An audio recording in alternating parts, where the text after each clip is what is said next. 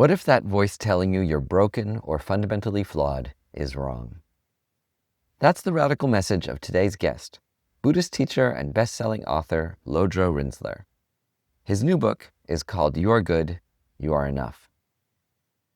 Lodro teaches a powerful idea from Tibetan Buddhism called basic goodness, that beneath all our self-doubt, anger, and anxiety, there's something awake and whole already present in us.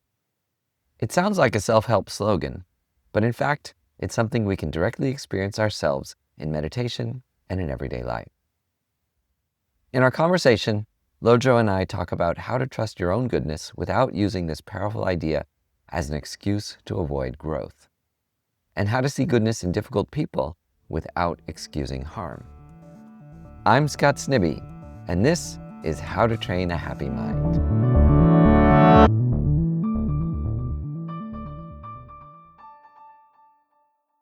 Lodro Rinzler, it's a pleasure to have you on How to Train a Happy Mind to talk about your new book, You Are Good, You Are Enough. Thanks so much for having me. I'm very excited to be here. Yeah, my pleasure. And this book is based on teachings I know that had a big impact on you by Chogyam Trungpa, who's really one of the few innovators who have tried to adapt the extraordinary canon of Tibetan Buddhism creatively to Western students, right? And you're continuing that lineage.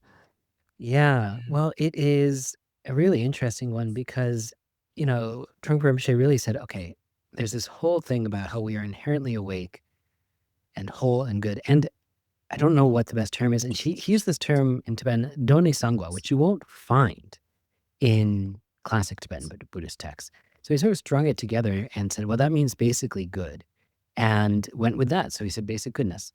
And at this point, it's become ubiquitous here in the West, where you'll hear insight teachers like Sharon Salzberg or Tara Brach use it. Khandro Rinpoche, Mingyur Rinpoche are using it. Zen teachers are using it, as long as there have been people. This idea that we are, not even idea, this experience that we are whole, complete, awake as is, that we possess the same nature of the Buddha himself, that same wakefulness. So, I think it's a nice, almost sometimes quaint way of putting it in today's world. Oh, you're basically good. Oh, that's nice. But there's real profundity and real lineage and, as you said, history to it. And in, some aspects of Christian culture, we have the idea of original sin, which is at odds. Like the morality of most religions is all the same, but the what do they say about reality and our nature is a little bit different, right? So it comes as a surprise to many people. You're 100% right. I think a lot of us have been raised with either that point of view or even a capitalistic point of view. But I was just looking over the fence over there at my neighbor who's a Christian pastor, and he and I get together semi-regularly and, goes, yeah, man. So you guys start from the place of you're basically good, and that when things happen, they're like mistakes, but it doesn't mean that you're bad. I go, yeah, because, man, that's good. It's almost envy at that point. Like, that's your starting point, because my starting point is a very different one, and it's hard to sell. And that's everywhere. The sense that we're basically a mess. And I don't want to just blame Christianity. I think, as I mentioned a moment ago, capitalism, patriarchy, a lot of these things have just gotten us into this state where we believe that we're not good enough as we are. Oh, you don't look a certain way. We've got a whole industry called makeup that will help you. Or you feel a little round. Okay, we've got a fitness industry that's a bazillion-dollar industry that will make you feel better. And there's always going to be another product, another thing you can do, and then you get to be happy. That's capitalism. That's how they keep us going.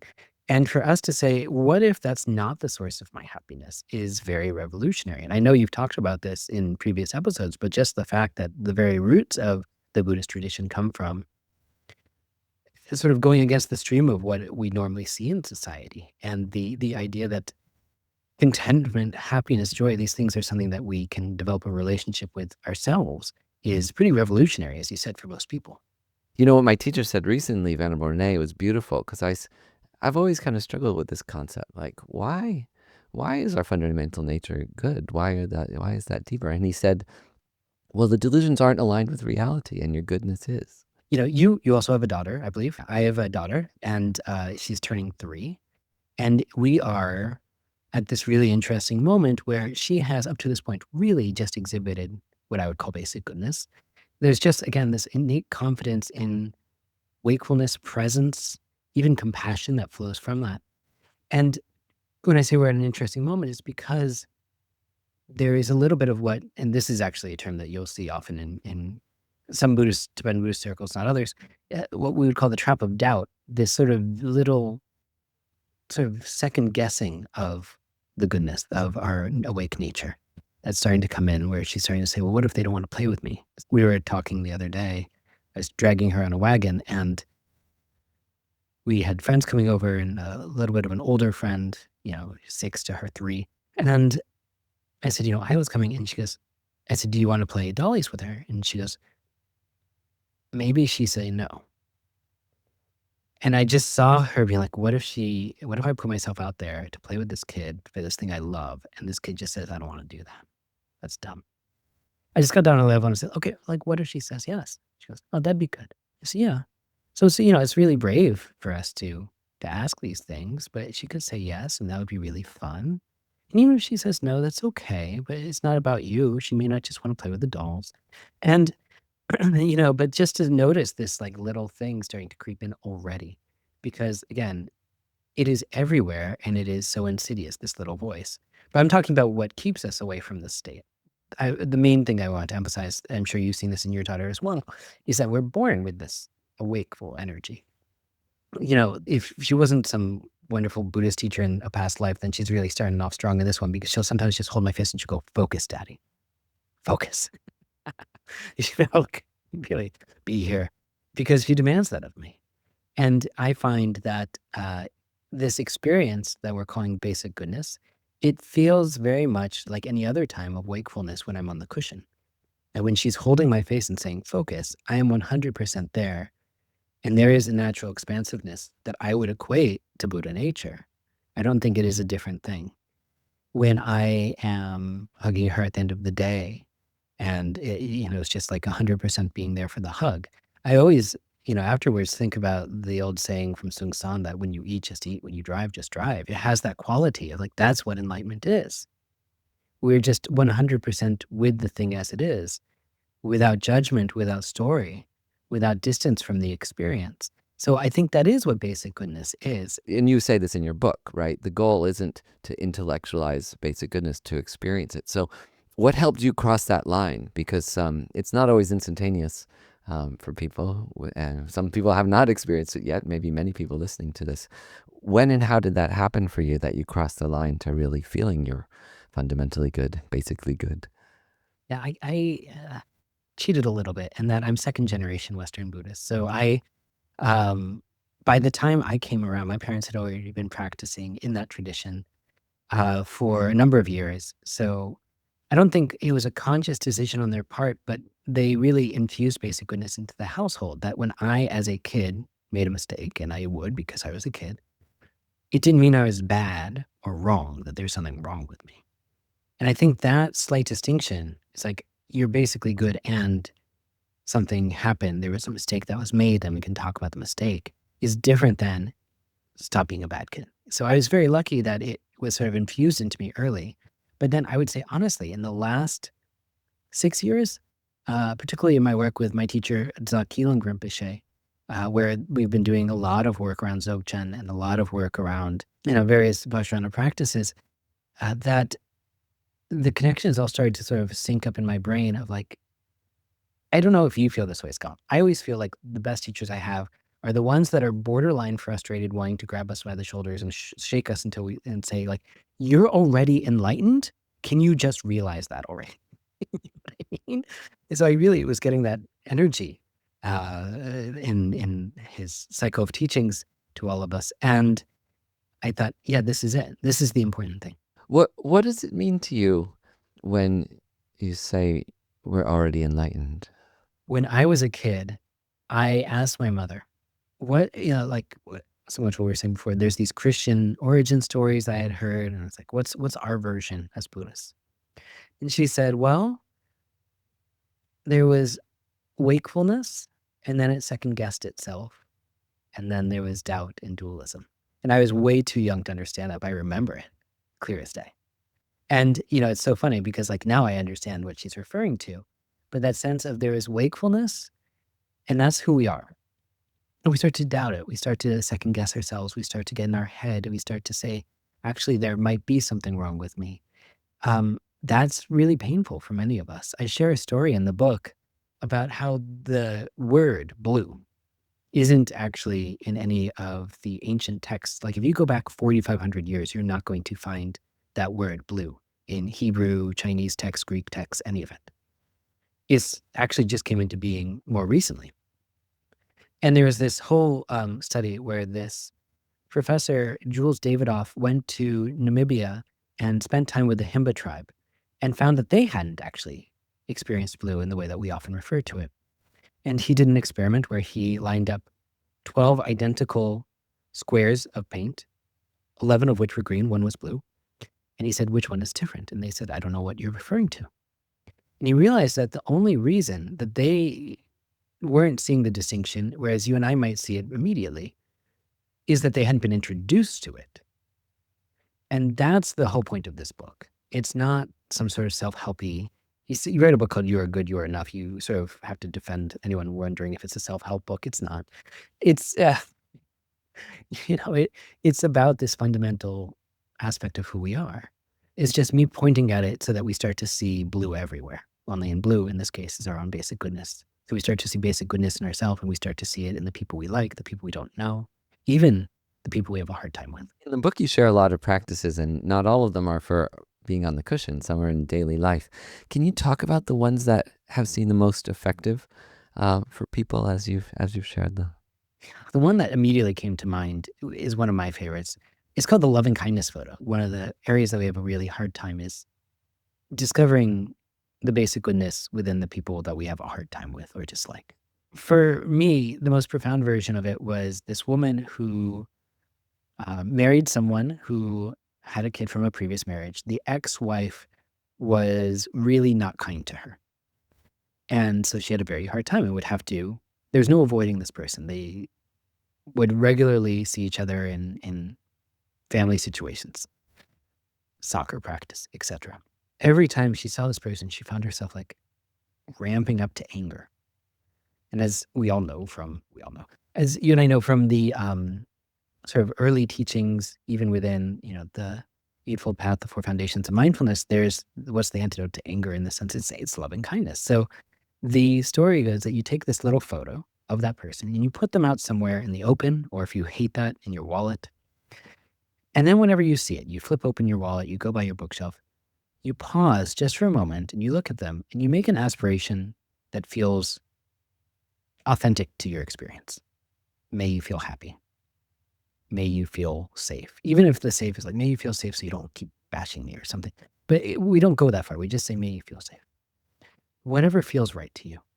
And the story, as I relay it in the book, is that, after a couple of weeks even, having done this practice, she ran into this woman at soccer practice. And she said the first instinct wasn't one of anger. It was one of real kindness, real openness. And it was disarming for her. Not the woman, my meditation student, the ex-wife. She was totally disarmed by the fact that this person showed up completely different, actually willing to engage, curious about them as a person.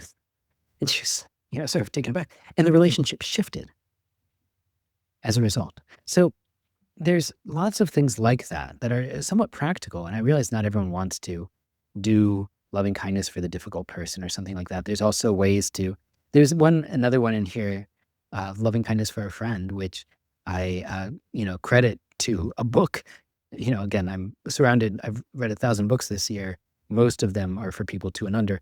And this one was Mindful Thoughts, Loving Kindness, where you basically just bring to mind the image of a friend. You close your eyes, you say their name silently. You rest your mind, you relax. You let yourself hold the image. And if you want to make an aspiration for their well-being, you can. But it's just connecting to this, even this being that we love. I thought these exercises were excellent. The one with the person you have trouble with is really radical, because we're encouraged to do that, but no, I never said put a picture of them up and look at it every day. That's even more difficult. But it's definitely one of the things that most radically affects people when I'm sharing some of this wisdom, which is that love from a Buddhist perspective doesn't mean thinking someone's awesome. It's just wanting them to be happy, and then you realize if they were happy, they'd probably stop annoying you and everybody else. So. Yeah. And I think that's it. And we're not like being Pollyanna in this book. There's something practical here. But that is the most practical thing we can do. Because if this person whose photo we have or who we dislike, we may never see them. We may not run into them in soccer practice. But if we're walking around with hate in our heart or anger in our heart, it is hurting no one but ourselves. It's like this little ice box around our heart. And if you only for our own benefit, to begin to work through some of the intense emotions around them, it would be helpful for us. So how do you balance recognizing basic goodness with also wanting to become a better person and expand your generosity, patience, compassion, joy, love? What's the balance between total acceptance and growth, having a directionality for how you want your personality, your spiritual development to proceed? Yeah, the thing that comes up for me is I find that a lot of those qualities that we're talking about there stem from basic goodness or arise from basic goodness, I can say, right? So if I'm actually rooted in a sense of enoughness, we'll say, to be um, sort of talking common parlance about these things, I feel enough as I am, confident in my own basic goodness, then I'm naturally generous. So I think if we look at this from the perspective of I am enough, then all of those things that we want to give birth to, our kindness, our love, our inspiration, our creativity, our generosity, they naturally arise out of basic goodness. So spontaneously as the situation calls for it. But if we don't have any connection to it, we're always looking outside of ourselves.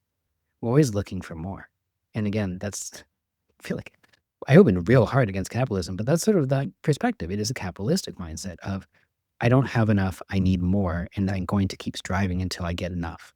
You mentioned capitalism a few times. Who's your least favorite capitalist?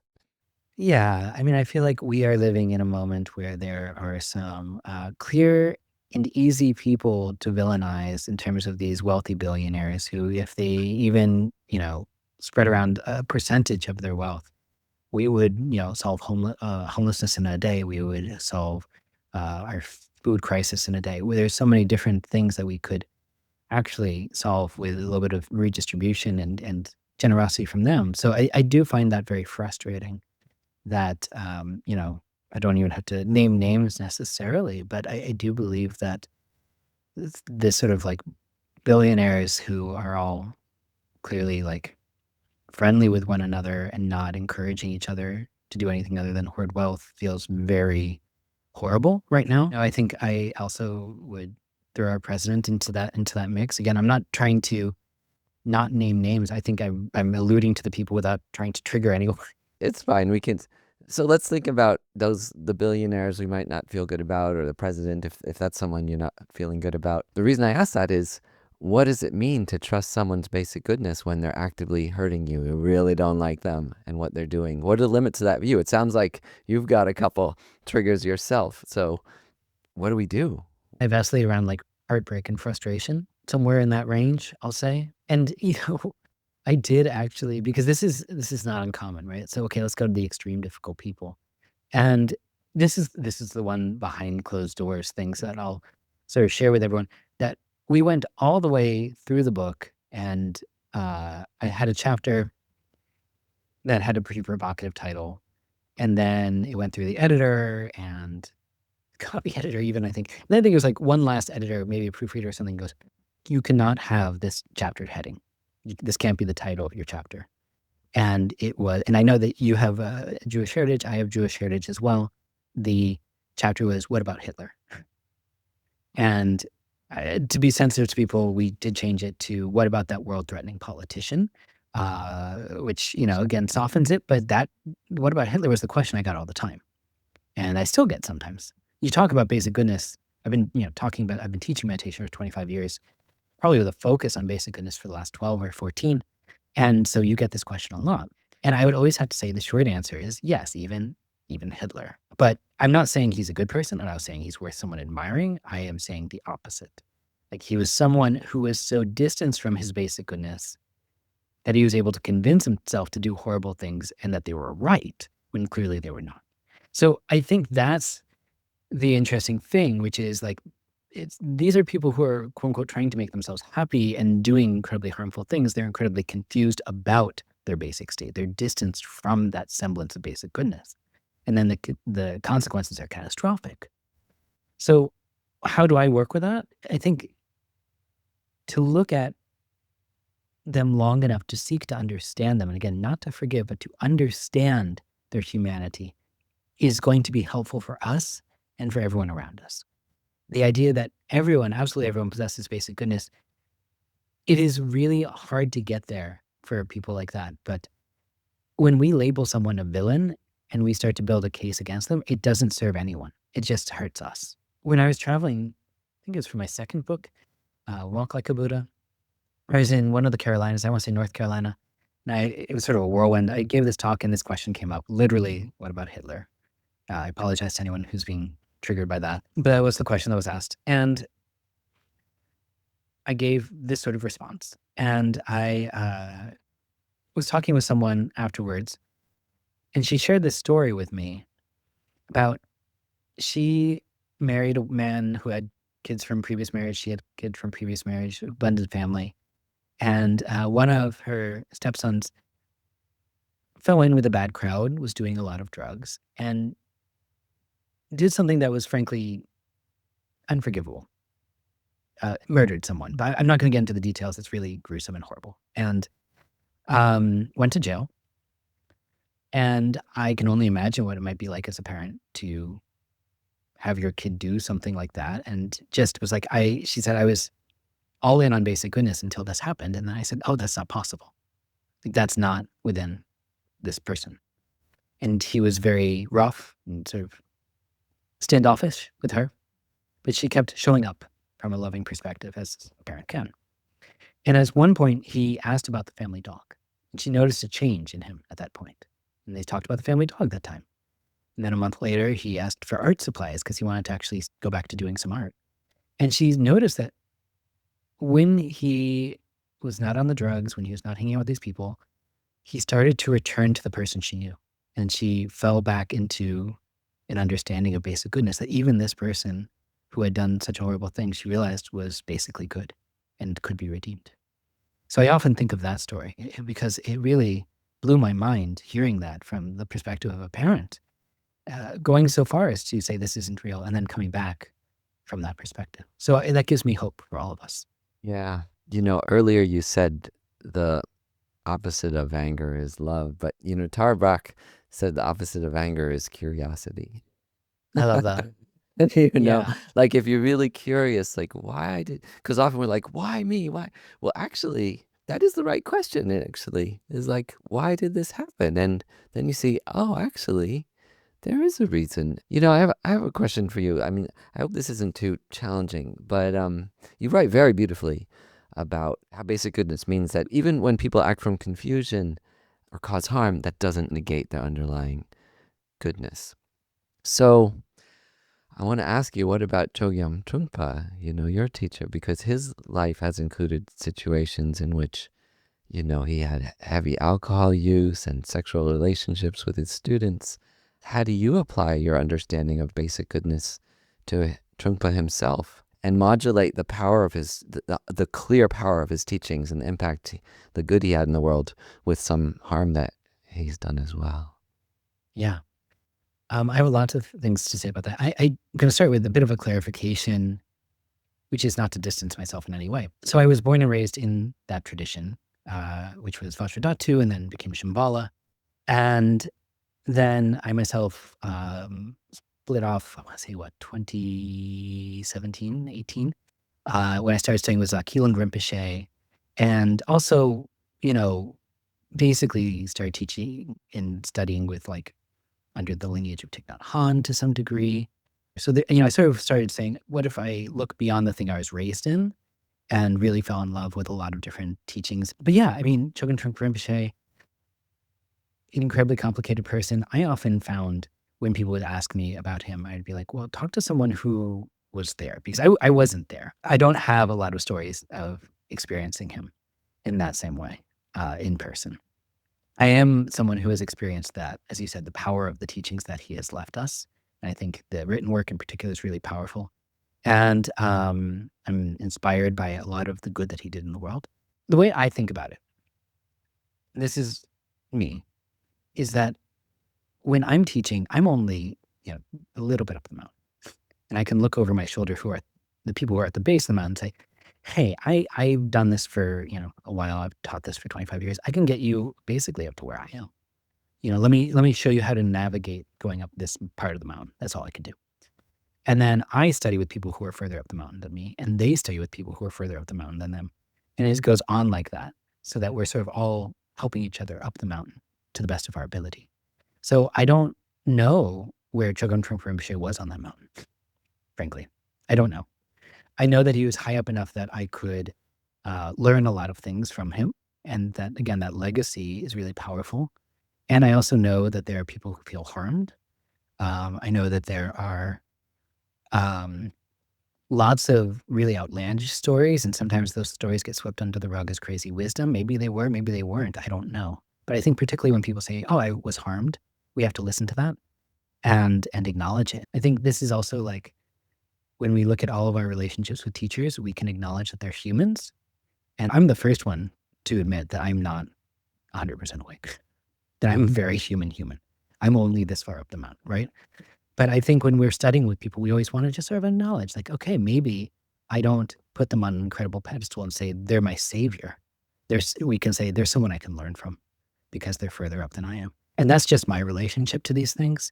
And again, it's not to excuse or negate any harm that gets caused by any of these beings. But I think it's important that we sort of hold both. Okay, there's incredible power. And if there's mistakes along the way, ideally people learn from them. I mean, and this, I can't speak to his experience. I can only speak to mine. When I have felt distance from let me bring it back to that. When I have felt distance from my basic goodness, I have lost myself. There's this period of time, 2012 to 2013, where, it's sort of like wave upon wave of samsara came crashing down on me. Like a short period of time, I lost my job, so I had no stable employment. And then my fiance, someone I was planning to marry, woke up one day and said, I'm not doing this. I'm moving to Europe. And then my best friend passed away. And then a number of months later, my father passed away. And I was racked with grief. I was, borderline suicidal. I wasn't practicing, or if I was practicing, it was really, sort of scattered and not like focused in the way that it would be otherwise. It's just so much grief. I wasn't in therapy. I didn't have a lot of support at the time. I was in my late 20s.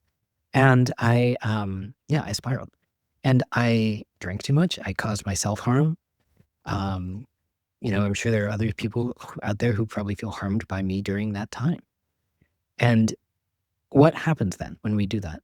For me, I had good friends that sort of pulled me out of the gutter. Quite literally, I was like not leaving Washington Square Park as the rats were coming in for the dark. And I was getting scared. I remember very clearly from yanking me up and taking me to a restaurant saying, we're getting you a good therapist.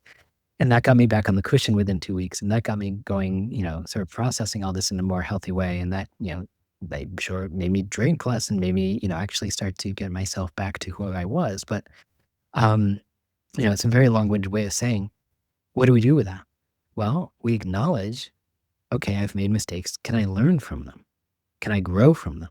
And I'm a very big advocate that when we make mistakes as part of the spiritual path, we either hear the Dharma really perfectly the first time and we are like, cool, I'm good now. Or we hear that and then we do something at odds with it and we say, yeah, I messed up. I don't want to do that again. And we don't do it again. And I'm just a firm believer in that. So when we talk about human beings, which all of these teachers are, I'm more willing, when I look at the ways that I have felt distance from my basic goodness at times and the way that I acted, I'm more willing to give them a benefit of the doubt. But, again, the question is, do we learn? Do we try to heal? Do we try to work with others to heal, which is something I've always done. And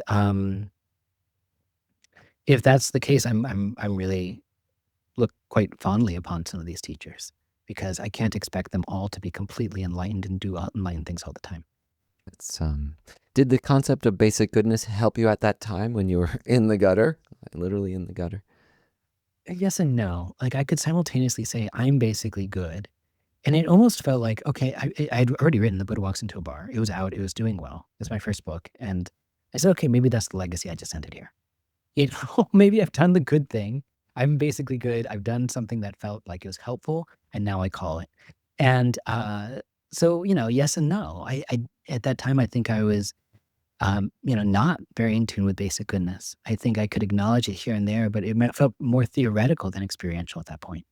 But what was it that helped you then? So it didn't sound like basic goodness was working then. What worked for you to bring you back? It sounds like your friends were a big part of it, your relationships. Yeah, and I think that is another part of it, which is community. I think community is really powerful right now, and a lot of it has gotten shaken since the pandemic. I think we got really used to isolating more and more during that time, and even several years later, we're still finding our ways in back to each other's company. But being in community, being in therapy, and again, it was just having enough of stable support and encouragement that I felt like I could get back to the cushion in a real way. And for me, that means like hours of sitting as opposed to like 10 minutes here and there, which is not to denigrate anyone's 10-minute practice. But for me, I needed to do a lot of deep practice again in order to come back. And there is no substituting theory for practice, in my opinion, when it comes to basic goodness. How were you meditating at that time? Like, what were the most effective techniques? Yeah, that's a good question. I was doing a lot of sadhana practice, but I think in order for me to actually do any sadhana practice, I was just really doubling and tripling down on basic shamatha, mindfulness of the breath practice. For me, the most basic mindfulness of the breath practice is a basic goodness practice. It is a sense of like when we recognize the thing, when we point at the color blue, then we can see blue. And if we do that in our shamatha practice, then we can really see the basic goodness for what it is. So even just getting back to basics, so to speak, yes, I was doing some Vajrayana stuff, but a lot of it was really counting the breath in shamatha. You mentioned sadhana practice. Most people won't recognize that word. Those are Vajrayana or Tantric Buddhist practices where you imagine your best self. What would I be doing if I were enlightened right now? That is a fundamental basic goodness practice, right? Like, what if I were my best self right now? How would I feel? How would I act? So were those practices effective for you at the time? Do you feel that connection between the concept of basic goodness you write about and those imaginative practices? Yeah, I think sadhana practice is very helpful in that regard.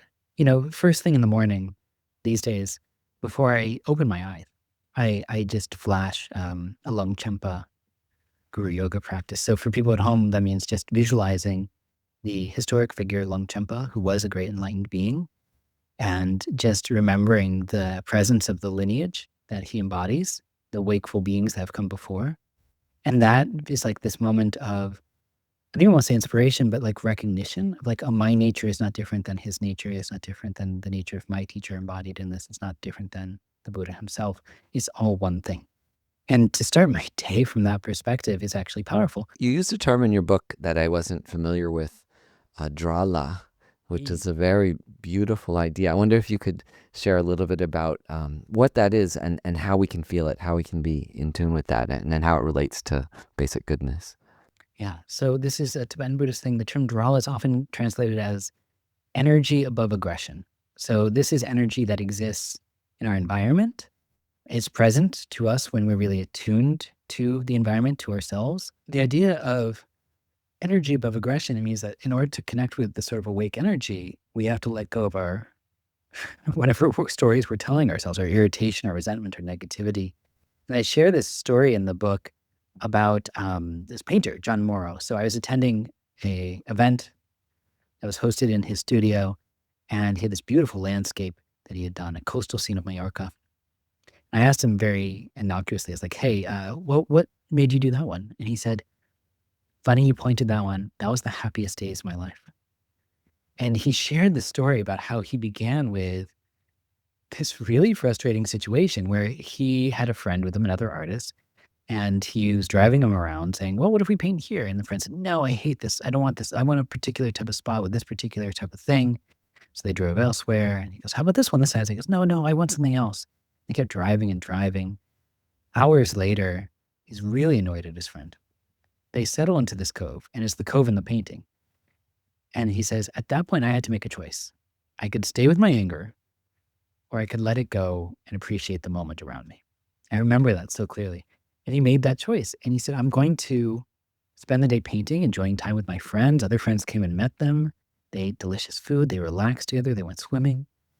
And he said the only reason it was one of the happiest days of his life is because he released the aggression and allowed himself to connect to the energy of that moment.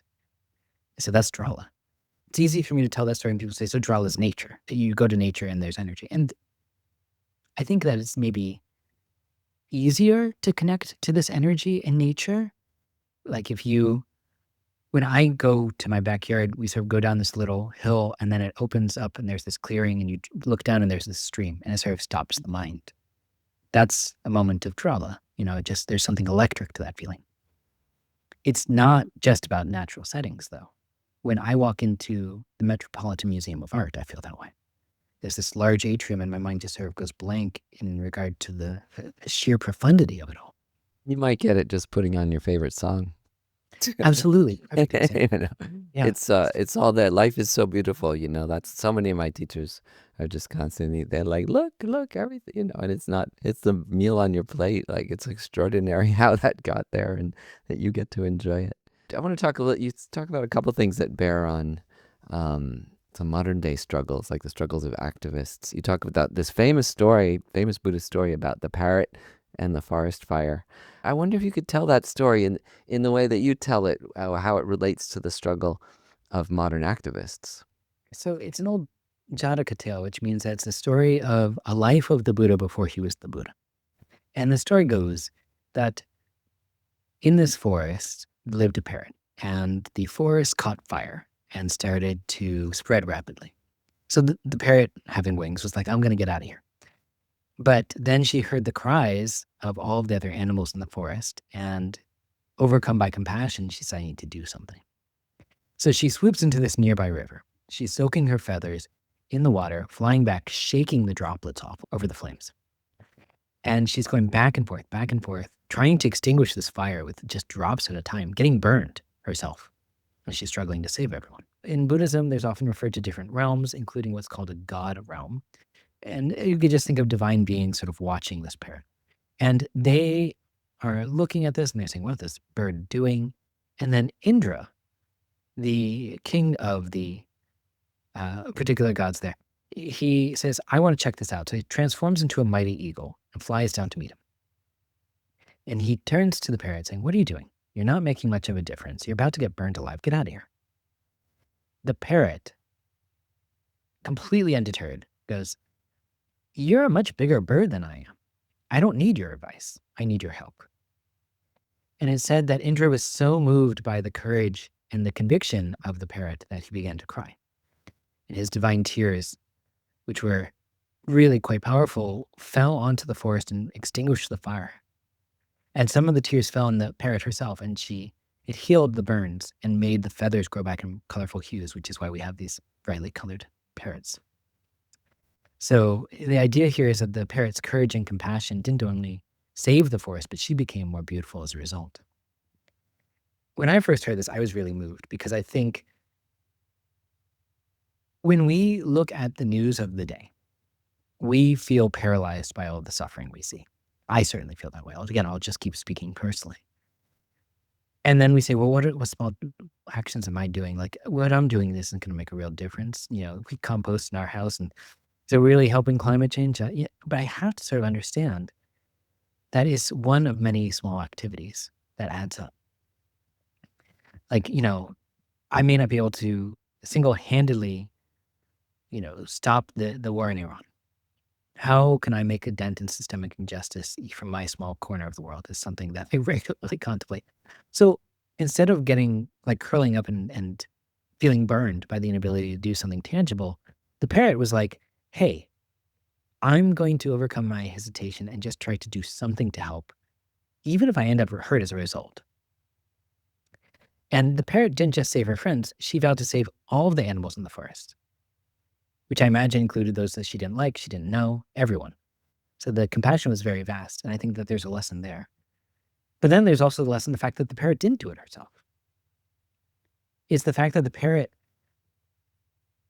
did small acts and then continued to work with others, as we said a little while ago, in community to actually create a different change. And I write in the book that this is sort of like tweeting something important, then it gets retweeted by many celebrities with big platforms and gets augmented. We've got a lot of ways to talk about how we can help change the world, but it is, pretty rare for us to do it. So I think, returning to the story, the idea is that it's not, instead of saying like, go save yourself, the parent says, actually, I don't need your advice, I need your help. Because we live in a world filled with opinions. We live in a world filled with advice and experts and fads. And when things are going wrong in the world, I don't need another hot take. I don't. I need people to roll up their sleeves and find their own way of helping. The idea is that, when we actually say that, sometimes people help. Sometimes they roll up their sleeves. If we do this by our own example in our own small corner of the world, it can inspire other people to do the same. And that's sort of like throwing a small stone in a pool of water. We don't always know where the ripples will go. Yeah, that's very wise. It's a lot of things come up for me. One of my favorite quotes is, the person who says it is impossible should not interrupt the person doing it. That's lovely. Yeah. It's very wise. I just like this connection to activism. It's also Patton, I think, right, who said, lead, follow, or get out of the way. It's like, do something, do something, or at least don't impede the people doing it. You do give some even more specific advice too, right? I had a quote from you here that, well, I'll just paraphrase it, that, shining a light on their contributions is really important, and that sometimes people are shy to talk about the good things they do. I guess somehow people aren't that shy about criticizing themselves and others. Can you talk a little bit about that encouragement in your book and how people can bask in the good that they do, however small? Why is it important to talk about the good we do in the world? So I do think it's not just, when I compost, I'm saving the world. It's also how I hold my mind, and it's how I talk to others. I think they're all connected. That when I am actively out here trying to do things I think are helpful, when I meet up with people and they say, what have you been up to lately? I might talk about those things instead of all the things that are going wrong in the news. And it's just sort of a subconscious choice at that point, because it's all synced up. So however we hold the minds can affect the speech and the body and the activities and all of the above. So I do think that it is important for us to talk about the good we're trying to create in the world and to encourage one another. But it comes naturally the more we lean into it and holding our mind in a certain way and engaging in the activities that we do think will actually help. It's just understanding the mind, right? I mean, that's the essence of Buddhism, is that every single thing you think, say, or do has an impact, often a very big impact. So to think about that. Well, I really like your message a lot, and it's original the way you put it together with basic goodness. And if we have to be thinking something, right, all the time. We need to be thinking something, and often we're thinking, I'm annoyed, I don't like this guy. So if I'm thinking, I'm fundamentally good all day long, what effect does that have on your mind, your body, your actions? Well, your whole book's about that, so I encourage people to read it, and I really appreciate you coming here to talk to us about it. In the next episode, we're going to have you lead a meditation, and I wonder if you could just talk about that meditation that you're planning to lead, and people can hear it next week. Yeah, based on our conversation today, I think what we could focus on is a real basic goodness meditation. And again, it's not otherworldly, transcendental experience. It's an experience of noticing what's already here, what's already happening right under our nose. So actually, I'm going to innovate a little bit beyond what I initially thought we were going to do. We'll do a little bit of the mindfulness meditation, and then we're going to move into an emotions practice that I find very helpful. It's a bit of a yes and practice for people who are familiar with improv, where we acknowledge some of the emotional content that we might have. And based on what we were saying, it can be stuff like frustration or heartbreak or anger. And we start to widen our scope to notice some of the goodness that's happening too. So we'll do both in one short set. Wonderful. Well, thank you, Lodro. Thanks for writing this book and the 7 other ones you've written too, and all the good you're doing in the world, and for being basically good. Thanks so much for having me on the show. I am so appreciative of the work that you do.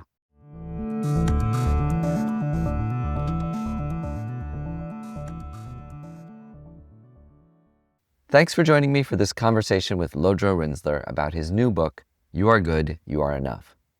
You can find links to buy his book there, along with hundreds of past episodes of this podcast, guided meditations, and an invitation for listeners to join the Train a Happy Mind community that meets every Sunday morning to talk and meditate together.